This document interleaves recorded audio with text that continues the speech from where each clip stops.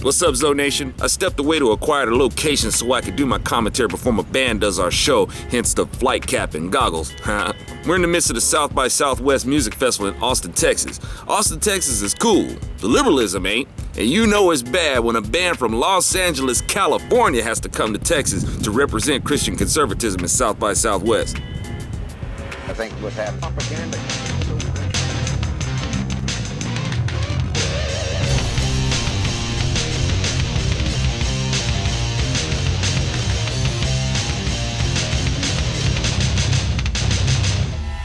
Talk about spreading kingdom seeds in the lion's den. Billy Milano from SOD and MOD contacts me and invites my band to perform at his venue during South by Southwest. My band is a Christian rock band. Billy Milano is a heathen.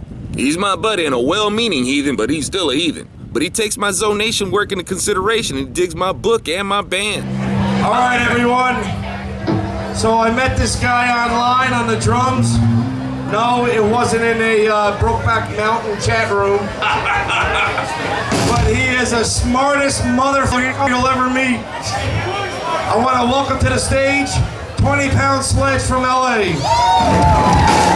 He's toured all over the world as a household name in the metal scene. But despite the biggest super secular bands he's performed with, he still digs my little Christian rock band, 20-pound Sledge. My Sledgers blessed us with a budget to get out there and cast seeds and let the Lord do the rest. And that's what we're out to do.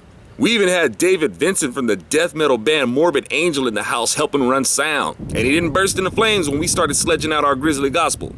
Seed cast. While I was there before the show, I was taking what time I could to write up my presentation for the Inland Empire Conservative Conference. There was a younger woman looking over my shoulder who then asked what I was doing, which led her to learning that I'm a Christian conservative. And right off the bat, she brings up the homosexual issue. Liberals always bring up the social issues, and it's cowardly, naive, and ignorant when so-called Republicans say avoid social issues. Liberals are always the ones who bring up the social issues in the first place. We don't have to, but we should always be ready when they do.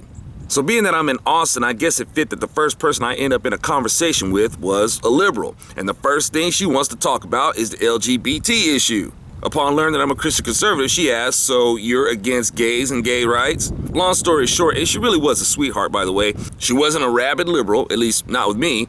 She told me that she has had these conversations with other Christians and the conversations would get heated. But she said that with her conversation with me, it was the first time someone really made her think about the other side's position and consider the balance of freedom, and that my position is not based on bigotry or homophobia at all. Kingdom seed, cast. She didn't expect this coming from a musician coming into a bar to play some hard rock. On a side note, this is why it's so disappointing when I do radio or TV interviews, which I rarely lend myself to do as it is, and this is one of the reasons why I almost hate to do interviews on conservative talk shows. Because when I ask them to introduce me as the drummer for 20-pound Sledge, they dismiss it and don't do it. They are so oblivious to the importance of connecting with the culture. They do not realize how disarming it is to have a cultural representative.